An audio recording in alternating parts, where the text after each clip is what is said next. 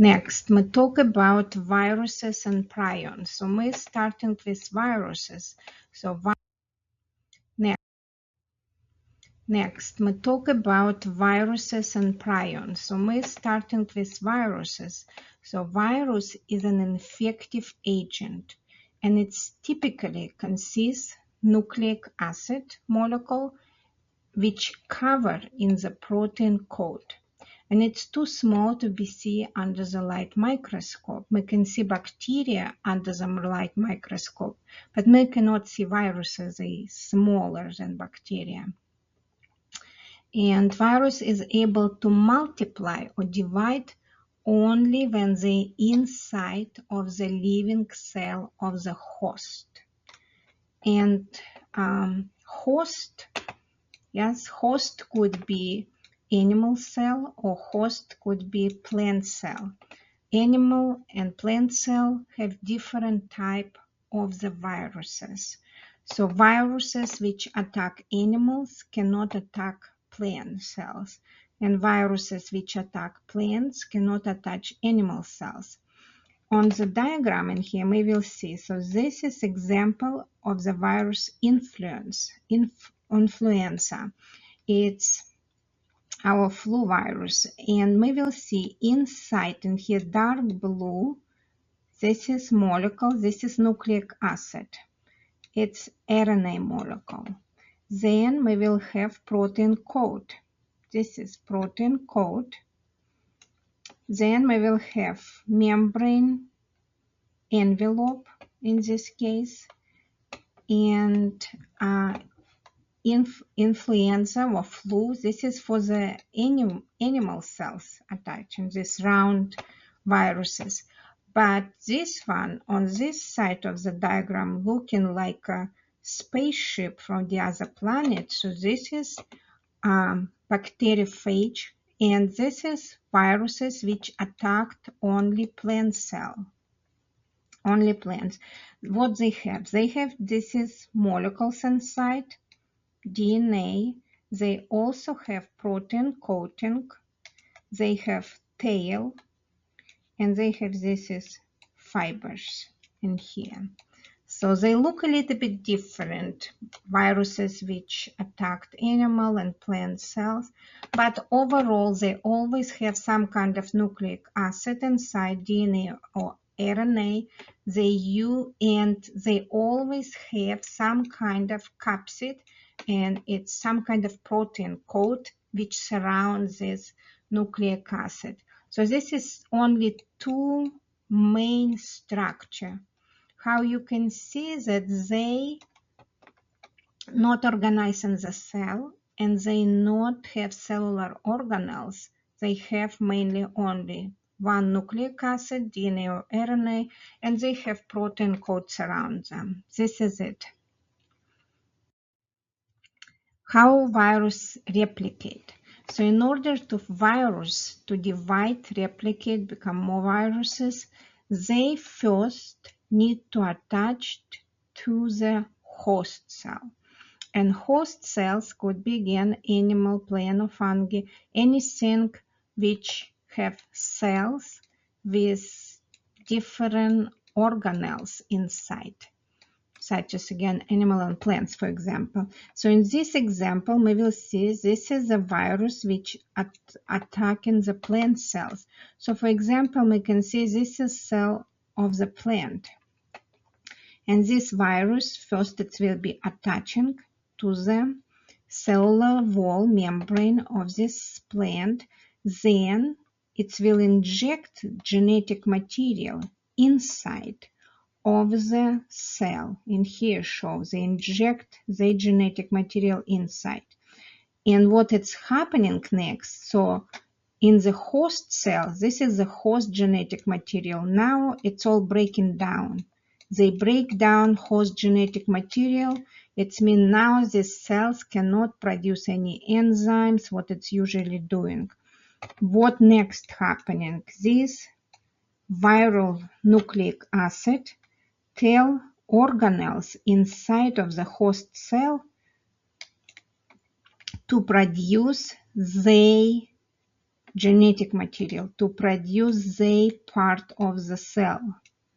In here, synthesis of the viral genome, genetic material, nucleic acid, and proteins, viral protein. So now this host cell start to produce different parts of the virus. Next, what happening? Inside of the host cell, now assembly happening. So this virus now attached to each other, different parts.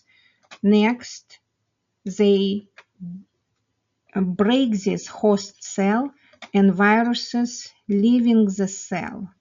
And now they're ready to start over and attack. Each virus can attack now next cell of the host cell. So this is what's happening. So without the host cell, virus cannot replicate because they do not have different cellular organelle which can make possible duplication of different parts of the viruses. So a virus living or non-living? So think about this and why you think like that. Next, we talk about prions. So prions are infection or self-propagating protein aggregates. They're not made up of the cell. Proteins that are found mostly abundant in the brain. They do not use energy, they do not grow, and prions cannot die. They reproduce via pre-existing proteins. So we will see how this works. So again, prions is different type of the pathogenic infectious protein aggregates, and they usually affect brain. So in here we have light microscopy. This is a normal brain. Do you see? We do not have any holes. Everything in the brain occupied by the cell, by different stuff. Now we're looking on different examples of the prions diseases.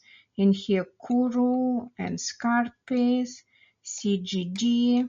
So this is different pieces of the brain. And what typical about this? So if these pieces of the brain infected by the prions, different type, we see now a lot of white spaces in the brain. Why it is? Because now cells of the brain are destroyed. And from these cells of the brain produced this modified self-propagating proteins aggregates which called prions. So in here we can see, you see this is like a cube-like structure. So each this cube represents protein.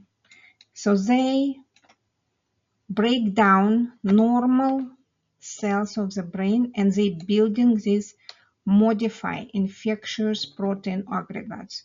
And they grew like this, they elongated, they change shape, they become bigger and bigger, bigger like this structure made up of this very structure of the proteins. But then when they become too long, they just separating on the little pieces, they break down like in here, break down into multiple new protein. They call them protein seeds because now what they do, they start to break down normal brain cells and build this protein and start to grow again, start over. So this is how these proteins works. They break in normal proteins from the brain and they build the modified protein aggregates. And this is how they duplicating inside. They just breaking down from this structure and start to grow again over. Unlikely most misfolded proteins that form amorphous aggregates, prions proteins, form very ordered fibrillar structure. So fibrillar, it means a very long structure and very ordered structure. And these called amyloids. And these amyloids, they are also characteristic of the very large group of other non-prion aggregation disorders in the brain which occur. They include Alzheimer, Huntington, Parkinson diseases. So all this is non-prion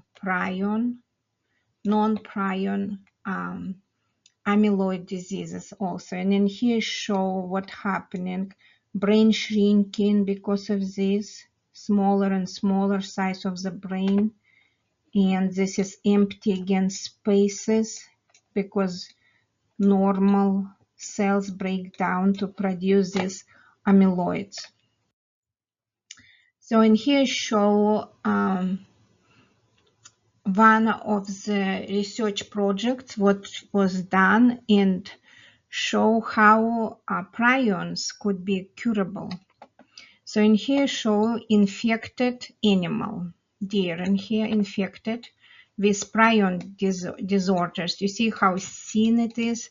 So one way how these prion disorders infection can pass to the other healthy deer, and here in this case it's just from the contact between the deers, direct contact. But the other way how they could be distributed it when this infected animal die.